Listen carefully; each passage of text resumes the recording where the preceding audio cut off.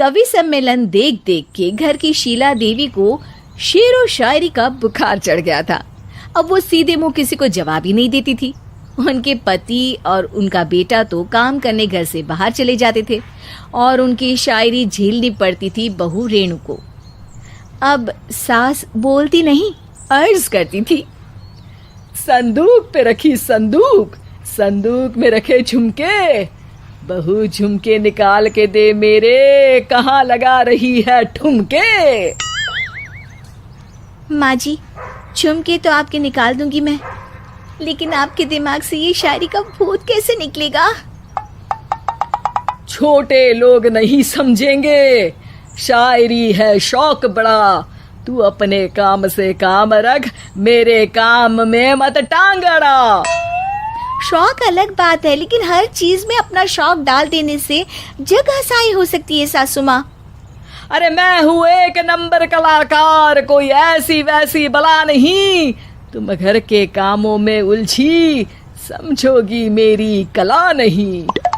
ठीक है माँ जी, आप नहीं समझती तो कोई बात नहीं, लाओ मैं आपके झुमके ही निकाल कर दे देती हूँ। बहू सास के झुमके निकाल कर देती है और वहां से चली जाती है। शाम को बहू अपने पति से शिकायत करती है, सुनिए जी, आप माँ को कुछ समझाते क्यों नहीं? अरे क्या समझाना है माँ को? अरे अपनी शायरी थोड़ी कम करे ना। अरे तुमको उनकी शायरी से क्या दिक्कत है? अरे मुझे नहीं, पर पड़ोस में सब लोग हंसते हैं, कहते हैं बुढ़ापे में लोग सठिया जाते हैं, लेकिन शीला जी तो शायर हो गई हैं। अरे लोगों का काम है कहना, लोगों की बातों का क्या टेंशन लेना।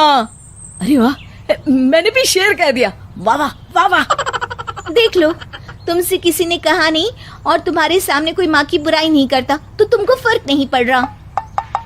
अरे तुम खामखा की बात का बतंगड़ बना रही हो। चलो चाय बना कर ले आओ मेरे लिए, साथ पियेंगे, कोई ढंग की बातें करेंगे। रेणु चाय बनाने लगती है। पहले वो अपने पति को चाय देती है, फिर सास को और आखिर में अपने ससुर को। लेकिन वो देखती है कि ससुर जी कुछ परेशान से हैं। क्या हुआ ससुर जी, कोई बात हो गई है क्या? अरे तेरी सास बात बात पे शायरी करती है। कल मैंने पूछा कि खाना खाया तो तेरी सास ने क्या जवाब दिया पता है? अरे गलती की और आरोपी ने कोड़े खा लिए फटाफट, खाना तो नहीं पर पकोड़े खा लिए झटाझट। अब बता क्या जवाब दूं इस बात का? वो तो सभी से शायरी में ही बात कर रही हैं, मुझे भी समझ में नहीं आता कि क्या करूं मैं। बेटा उसको उसी की भाषा में जवाब देना पड़ेगा। मैं तो आम बातचीत में भी उसके सामने कुछ नहीं बोल पाता, शायरी में क्या बोलूंगा भला। ससुर ने जैसे ही कहा कि उसको उसी की भाषा में जवाब देना पड़ेगा, बहू को ये बात जच गई। अगले ही दिन वो शायरी की कुछ किताबें लेकर आई और शायरी की प्रैक्टिस करने लगी ताकि सास को उन्हीं की भाषा में जवाब दे सके। उसने दिन रात एक कर दिए। एक दिन सब साथ में बैठकर टीवी देख रहे थे, तभी रेणु सबके लिए बिरयानी बनाकर लाती है, लेकिन सास को बिरयानी भाती नहीं। कौवा करता काऊ काऊ, चिड़िया बोलती ची ची, इतना खराब बिरयानी बनाई है कि मुंह से निकले छी छी। बस इसी मौके का तो बहू को इंतजार था, क्योंकि अब बहू सास को उसी की भाषा में जवाब देने के लिए तैयार थी। माँ जी, हमको अपनी ये बेकार शायरी ना सुनाइए, जैसी भी बनी है बिरयानी चुपचाप खाइए।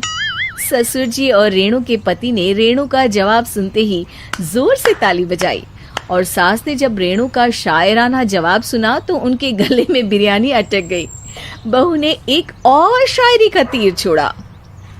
शायरी में बहू के सामने सास हो जाएगी ढेर, क्योंकि सास मारेंगी एक शेर तो बहू मारेगी 1.25 शेर।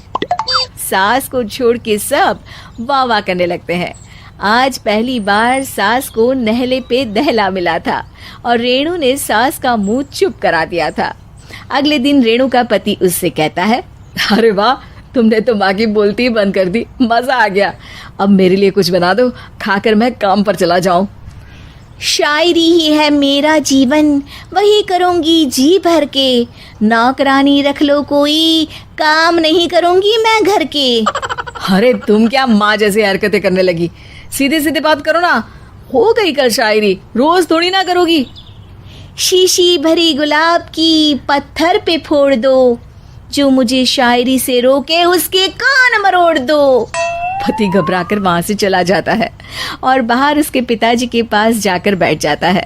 दोनों अपनी बीवियों की शायरी से परेशान है। ससुर को पछतावा होता है कि क्यों उसने बहू को सास की भाषा में ही जवाब देने का आइडिया दिया। अब तो घर में दो दो शायर हैं।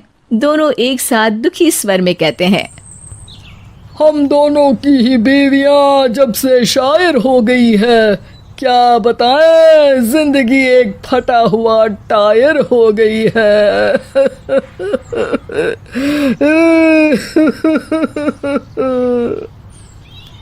हम दोनों की ही बीवियां जब से शायर हो गई है, क्या बताए जिंदगी एक फटा हुआ टायर हो गई है।